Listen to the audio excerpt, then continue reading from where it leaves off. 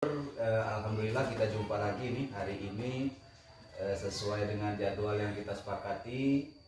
Pada kesempatan ini kita akan melaksanakan kegiatan pendampingan individu yang ketiga ya Bu Nur ya. Iya Pak. Nah, sebelumnya saya tanya dulu nih, kira-kira kabar Bu Nur nih gimana nih? Sehat ya? Alhamdulillah Pak, sehat. Iya, nampak itu dari cara jawabnya, wajahnya cerah sekali ya. Iya, Pak. Alhamdulillah juga mungkin selama ini sudah banyak menerapkan hal positif sehingga kita pun selalu terlihat positif. Baik Bu Nur, pada kesempatan ini kalau memang kita sudah siap untuk melaksanakan kegiatan, sebelumnya saya ingin menyampaikan dulu kalau tema pendampingan kita pada hari ini itu yaitu tentang implementasi pembelajaran yang ada pada murid ya.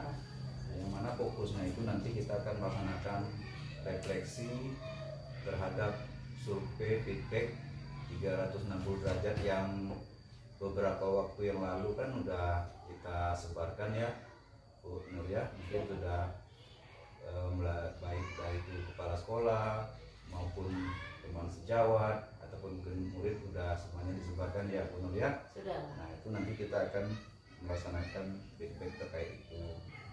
Nah yang selanjutnya lagi kita mungkin akan berdiskusi tentang bagaimana rencana untuk menerapkan pembelajaran yang kemarin sudah Bu Nur pelajari secara daring tentang KSE itu kompetensi sosial emosional ya Bu ya.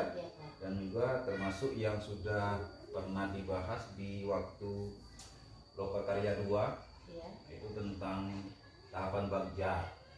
Nah itu kan apakah itu sudah dilaksanakan apa belum di sekolah.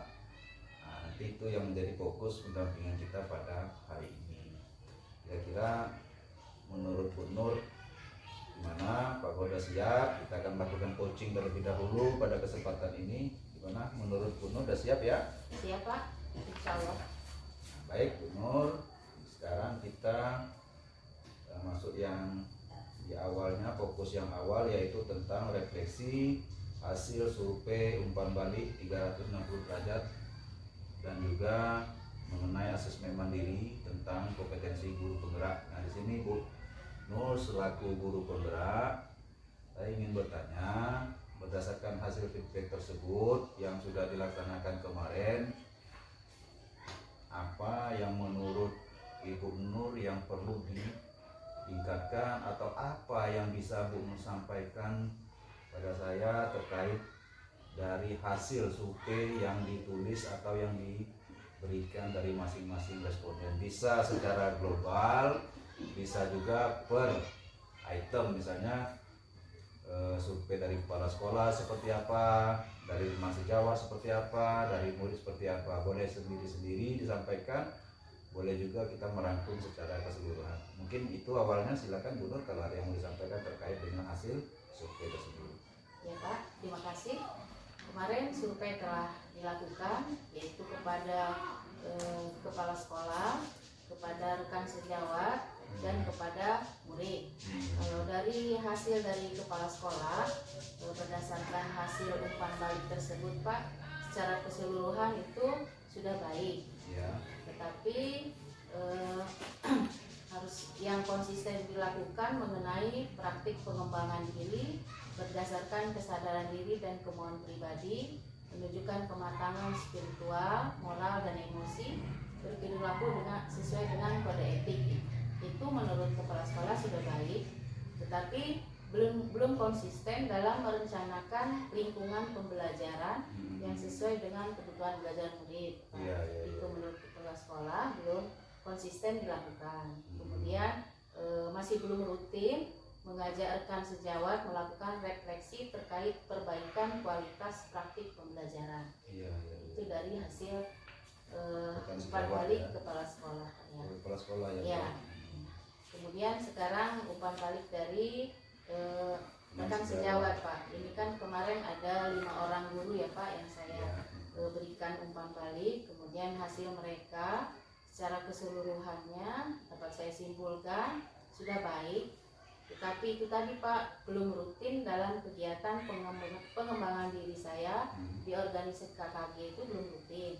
Terus partisipasi saya juga belum begitu aktif Pak, belum begitu berperan di dalam KKG tersebut. Kemudian belum rutin memandu pertemuan dengan rekan sejawat dalam mendiskusikan ragam strategi pembelajaran untuk memenuhi kebutuhan belajar murid ini, Pak. Itu hasil dari 5 orang teman sejawat itu. Kemudian umpan balik yang dari murid itu ada 5 orang juga kemarin, Pak. Saya simpulkan juga sudah baik, tetapi belum rutin juga dalam kegiatan dalam ini, Pak. Masih harus menerapkan ragam strategi pembelajaran yang memenuhi kebutuhan belajar murid. Mungkin harus lebih menyenangkan lagi, Pak, pembelajaran di kelasnya itu. Itu menurut kesimpulan saya yang saya simpulkan dari feedback kepada anak-anak saya. Kemudian di situ juga, dan yang perlu saya tingkatkan lagi adalah menjalin komunikasi dengan wali murid untuk membahas hasil belajar murid, dan belum rutin juga berkomunikasi dengan orang tua untuk mencari cara yang efektif untuk mendampingi murid belajar di rumah, gitu, Pak. Itu hasilnya, Pak. Berarti dari ketiga jenis responden itu mungkin hampir mirip semua ya, Bu ya. Kekurangan yang ada itu hampir mirip semua. Dan misalnya kalau boleh saya sedikit menyampaikan di sini, mungkin di komunikasi berarti di tahapan relasinya, untuk menjalin relasi, Bu ya. Mungkin di sini perlu ditingkatkan. Dan kalau itu sudah diketahui seperti itu dan hampir menyerupai dari berbagai pihak, artinya Ibu sudah punya rencana tuh, ya kan? Sudah punya rencana untuk meningkatkan, karena tujuan daripada survei atau feedback tadi, umpan balik untuk diri kita itu adalah untuk mengetahui seberapa jauh kekuatan yang kita miliki dan kelemahan yang kita miliki. Nah, di sini yang kita fokuskan adalah bagaimana kita bisa meningkatkan atau menguatkan yang lemah tadi menjadi kuat tadi. Nah, dalam hal ini kan sudah dapat ya, Bu ya, sudah dapat kekurangan kita itu tadi, kelemahan kita itu di komunikasi untuk menjalin relasi dengan berbagai pihak. Nah, dalam hal itu artinya seperti yang saya katakan di awal, mungkin Ibu punya rencana untuk meningkatkan kompetensi itu. Nah, kira-kira seperti apa rencana yang Ibu sudah siapkan terkait dengan peningkatan kompetensi di bidang itu? Iya, Pak. Rencana kedepannya adalah saya akan lebih aktif lagi, Pak, dalam hubungan dengan teman sejawat, baik itu yang berasal dari satu sekolah ini ataupun dengan sekolah yang lainnya. Saya juga akan lebih aktif lagi berdiskusi dengan teman sejawat dalam mensosialisasikan visi saya, kan, dalam visi pembelajaran yang berpusat kepada murid. Kemudian akan menyusun rencana pembelajaran yang tepat dengan menggunakan model pembelajaran yang menarik agar murid itu antusias dalam belajarnya, Pak. Artinya semua itu sudah Ibu siapkan ya, Bu ya? Ya, sudah, Pak. Dan apa yang Ibu rencanakan itu bisa berjalan sesuai dengan yang diinginkan, dan akhirnya semua kekurangan dari hasil kita survei itu bisa terpenuhi, bukan hanya untuk kehendak diri kita, berarti mungkin kehendak dari teman-teman juga kan, begitu. Yang mana nanti tujuannya adalah kepada siswa juga kan, artinya kita bisa mengimplementasikan itu kepada siswa terkait dengan proses pembelajaran yang sangat menyenangkan. Inilah yang dimaksud dengan pembelajaran yang punya makna. Pembelajaran yang makna tadi salah satunya suasana atau situasi di mana anak itu menerima sesuatu itu bisa dengan rasa senang. Nah, yang selanjutnya, Bu ya, ini kita dalam merencanakan itu tentulah kita melakukan persiapan. Nah, dalam hal ini terkait dengan pembelajaran, apalagi tadi yang sudah disampaikan, kita ingin menciptakan pembelajaran itu yang sangat bermakna. Nah, di sini artinya kita harus menguasai, harus mengetahui tingkat emosional siswa, yang mana siswa itu yang akan kita berikan sesuatu, kan seperti itu. Nah, ini artinya bagaimana rencana selanjutnya terkait dengan penerapan pembelajaran yang mungkin ini kan sudah pernah dipelajari di di waktu yang sebelum ini mungkin terkait dengan modul 2.1 mungkin kalau tidak salah saya ya Bu ya, itu tentang pembelajaran diferensiasi ya Bu Iya, ya. Pak. Artinya di situ bagaimana kita bisa membedakan kontennya seperti apa, Iya. produknya seperti apa, dan proses seperti apa. Nah ini akan dikolaborasikan dengan tahapan-tahapan kompetensi yang ada di modul 2.2 yaitu Iya. tentang KSE ya, kompetensi sosial emosional. Nah ini kira-kira kalau boleh saya gali lebih dalam terkait dengan modul 2.2 maksudnya kan, itu apa yang sudah Ibu dapatkan. Meskipun tadi kan sudah saya gambarkan secara umum modul 2.2, Iya. apa yang bisa Ibu gambarkan atau katakanlah apa yang Ibu dapatkan dalam pembelajaran dari modul 2.2 tersebut. Boleh Ibu sampaikan. Ya. Pada modul 2.2 itu yaitu tentang pembelajaran sosial dan emosional, yang saya dapatkan sewaktu saya diskusi, kemudian saya mengadakan ruang kolaborasi dengan teman-teman sesama CGP Pak. Saya di situ menjadi paham, yaitu pembelajaran sosial dan emosional itu adalah pembelajaran yang dilakukan secara kolaboratif seluruh komunitas sekolah. Proses kolaborasi ini memungkinkan anak dan orang dewasa di sekolah memperoleh dan menerapkan pengetahuan, keterampilan, dan sikap mengenai aspek sosial dan emosional. Aspek sosial dan emosional. Saya Ya. sambil minum ya Bu ya. Ya. Boleh Bu ya. Silakan Pak. Lanjutkan Bu. Iya Pak. Kemudian di situ di dalam pembelajaran itu diharapkan menerapkan atau memasukkan aspek-aspek mengenai kesadaran diri, yaitu memahami dan menghayati mengelola emosi. Yang pertama Pak. Kemudian yang kedua yaitu pengelolaan diri itu untuk mencapai tujuan yang positif. Kemudian yang ketiga mengenai kesadaran sosial. Di sini dapat diterapkan yaitu merasakan dan menunjukkan empati kepada orang lain. Kemudian yang keempat tentang keterampilan berrelasi, itu juga bisa dilakukan dengan cara diskusi kan Pak. Di situ membangun dan mempertahankan hubungan yang positif. Dalam diskusi itu kan anak-anak diajarkan atau dibiasakan tentang keterampilan berrelasi. Kemudian yang kelima tentang pengambilan keputusan yang bertanggung jawab. Itu tentang keputusan yang bertanggung jawab, misalnya tadi pada diskusi tadi anak-anak mempertanggungjawabkan hasil diskusi tadi Pak. Itu aja mungkin Pak yang saya dapatkan. Artinya banyak yang Ibu dapatkan dari pembelajaran modul 2.2. Ya. Dari beberapa poin yang Ibu sampaikan memang itu intinya yang ada di modul 2.2.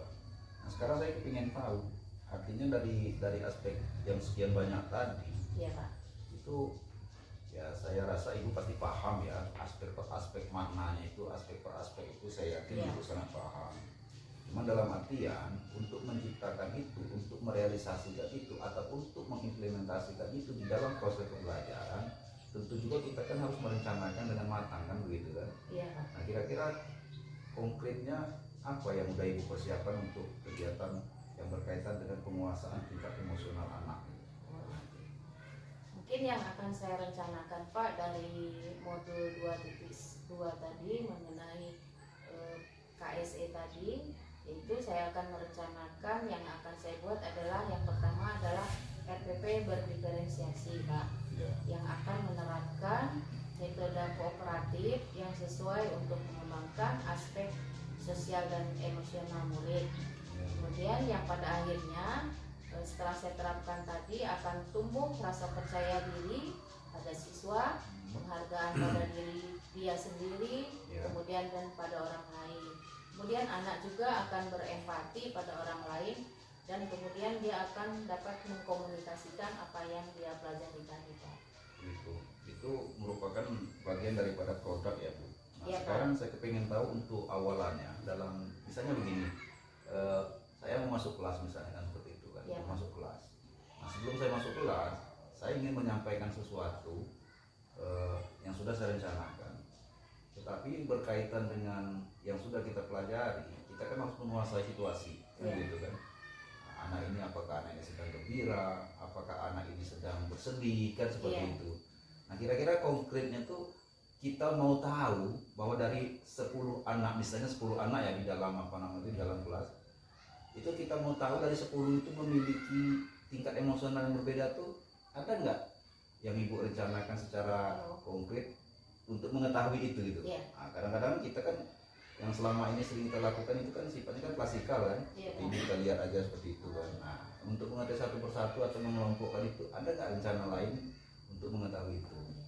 Mungkin kalau itu Pak, untuk mengetahui emosi anak satu persatu, pertama mungkin mulai pembelajaran kan anak berbaris, kemudian masuk ke dalam kelas, berdoa, sudah doa selesai, kemudian anak diminta menempelkan emoji Pak, emoticon. Nah kita sudah siapkan dulu kan emoji tersebut Pak, kemudian anak suruh menempelkan emoji tersebut pada papan yang telah tersedia gitu ya.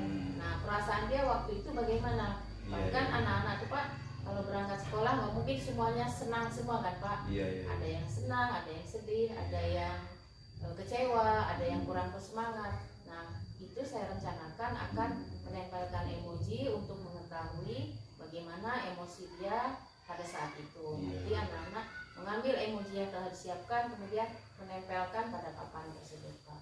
Nah setelah itu kemudian pada kegiatan selanjutnya mungkin kita adakan tindak lanjut dari emoji tadi. Nah misalnya ada yang bersedih, kenapa kamu bersedih kan gitu kan Pak. Kalau senang ya dia bersyukur kan senang. Kalau dia bersedih mungkin dilanjutkan dengan ice breaking dengan cara bernyanyi bersama. Artinya ibu sudah siapkan semua media dalam bentuk bisa pamflet, bisa berbentuk papan emoji dan gitu kan. Artinya kan kalau pamflet kan mungkin mereka bisa hanya menyentuh saja kan gitu kan. Tapi kita mungkin tidak bisa mengklasifikasikan kalau hanya menyentuh karena kita lupa. Tapi kalau dengan menggunakan papan emoji artinya kan ada yang ditempel. Artinya ada yang ditempel itu mungkin kita bisa tahu berapa orang yang nempel dengan rasa senang, rasa sedih. Karena memang kadang-kadang murid itu sedihnya mungkin tak dari rumah tuh minta jajan nggak dikasih, mungkin kan gitu buat sedih gitu kan. Tetapi akhirnya setelah kita tahu semua itu secara klasikal baru kita lakukan ice breaking untuk menstabilkan situasi kan seperti itu gitu. Oke, bagus sekali Bu. Nah, mudah-mudahan itu bisa terlaksana secara baik dan itu insya Allah mungkin sangat menyenangkan bagi siswa. Karena mereka itu bisa sambil bermain juga kan gitu kan. Itu sambil bermain yang menyenangkan.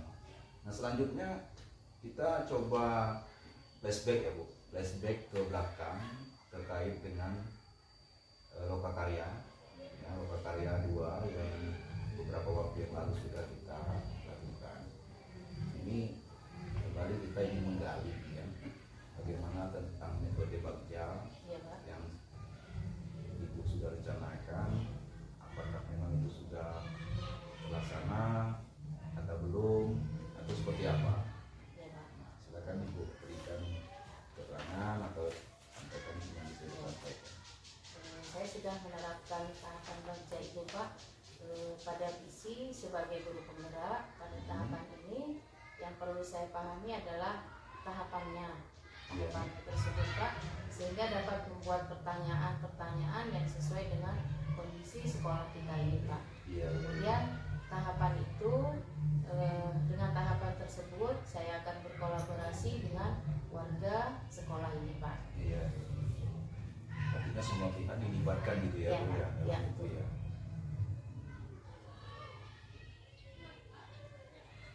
Itu tujuan Ibu melaksanakan visi dengan menggunakan tahapan bakja dengan harapan hasil sesuai dengan visi tersebut gitu ya Bu ya. Karena metodenya gitu. Nah, dalam penerapan itu apakah sudah diterapkan? Apakah hanya baru rencana? Ya Pak, itu sudah diterapkan sesuai dengan visi saya sebagai guru penggerak. Tapi mungkin Pak belum maksimal terlihat di sini Pak. Karena tahapannya itu kan sedikit demi sedikit untuk melakukan perubahan. Dan Pak tidak sekaligus perubahan itu langsung gitu Pak. Tapi tahapannya itu sedikit demi sedikit kami lakukan di sini. Artinya semua proses itu sudah dilakukan ya berdasarkan tahapan-tahapan yang sudah kita rencanakan. Meski hasilnya itu memang belum maksimal karena memang itu kita perlu lebih kontinu dan secara terus menerus untuk melaksanakan itu sambil laksanakan refleksi kan Bu ya. Iya. Dan itu memang seperti itu, tidak ada di di dunia ini yang serba instan. Betul. Ya kan, apalagi kita ini manusia biasa, kita ini hanya bisa merencanakan sebaik apapun yang kita rencanakan. Kalau Tuhan berkehendak lain, ya lain juga dan ceritanya kan Bu ya. Tapi dalam hal ini program Guru Penggerak itu bagaimana membentuk karakter kita supaya menjadi pendidik ataupun manusia-manusia yang tidak mudah menyerah. Itu kan artinya setelah maksimal kita mempersiapkan rencana, sudah kita laksanakan, sudah mendapatkan dukungan penuh dari berbagai pihak, tapi ternyata hasilnya belum maksimal, berarti kita harus cross check lagi, harus refleksi diri lagi, harus kita evaluasi lagi. Berarti ini mungkin masih ada kekuatan-kekuatan yang belum kita gunakan, yang belum kita manfaatkan. Artinya kita jangan puas dengan apa yang sudah kita lakukan pada saat ini. Dan kita harus terus berjuang untuk mencapai apa yang menjadi cita-cita kita semua ya. Baik, untuk kegiatan coaching yang berkaitan dengan fokus pendampingan mungkin kita bisa akhiri Bu, karena semuanya mungkin sudah terwakili, sudah disampaikan, dan akhirnya kita coba sedikit refleksi terkait dengan dari awal yang sudah kita bahas tadi. Nah di sini mungkin di dalam kegiatan ini Bu ada rasa, saya juga ada rasa.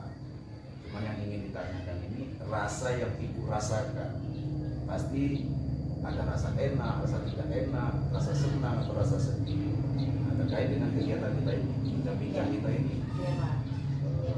Kalau untuk bahan refleksi kita ya, bahan refleksi, siapa tahu ada hal-hal yang mungkin dirasa tidak nyaman, tidak enak, yang mungkin kita bisa perbaiki untuk di masa depan. Nah, mungkin bisa Ibu sampaikan.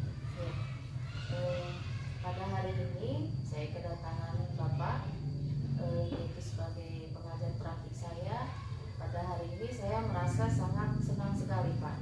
Saya merasa termotivasi dengan kedatangan Bapak ke sini, karena Bapak dalam membimbing saya sabar, kemudian beri motivasi yang baik kepada saya, sehingga saya ini menjadi bersemangat lagi Pak dalam melakukan kegiatan-kegiatan guru penggerak yang berikutnya Pak. Gitu Pak. Ada yang perlu ditingkatkan menurut Ibu?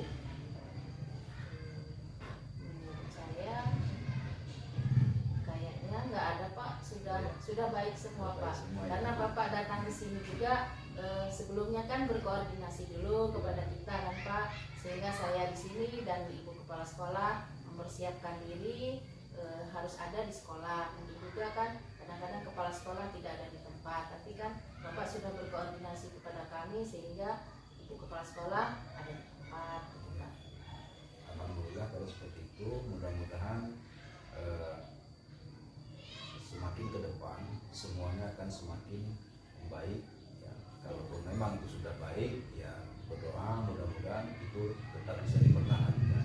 Kalaupun nanti ada yang sedikit kekurangan ya, insya Allah mudah-mudahan ke depan kita sama-sama untuk merefleksinya ya Bu ya. Iya Pak. Ini itu saja sebagai akhir daripada kunci kita pada kesempatan ini. Mudah-mudahan apa yang sudah kita bicarakan, yang sudah Ibu sampaikan itu tetap konsisten Ibu lakukan ya kan. Jangan sampai sudah kita lakukan sudah nggak mau lagi, karena itu memang bukan ciri khas dari seorang guru penggerak. Karena seperti yang saya katakan di awal, bahwa kita ini dididik dan masuk dalam program pendidikan ini untuk diciptakan sebagai sosok atau seseorang yang memiliki jiwa pantang menyerah kan begitu, dan berinovatif, artinya tuh berinovasi, membuat sebuah perubahan yang tidak dilakukan orang, kita berani untuk melakukan. Itulah apa nama itu motto daripada guru penggerak, bergerak dan menggerakkan. Baik, sebelum kita akhiri secara keseluruhan, kembali saya ingin mengingatkan Ibu ya kan, kalau ini adalah pendampingan individu ketiga, pasti besok ada pendampingan individu yang keempat. Nah ini tolong nanti yang RPP yang sudah kita diskusikan tadi, yang ada unsur diferensiasinya, yang ada unsur kompetensi sosial emosional, dan juga termasuk yang ada unsur budaya positifnya, itu tolong segera dibuat dan nanti Bu kumpulkan kepada saya, dan itu nanti akan dipraktekkan di kelas di saat PI ke-4. Nanti kita akan koordinasi dengan kepala sekolah nanti untuk minta waktu di saat kegiatan penampilan individu ke-4 nanti. RPP itulah yang akan kita praktekkan di dalam kelas sesuai dengan yang Ibu rencanakan, bukan kita rencanakan tapi Ibu yang merencanakan. Ya.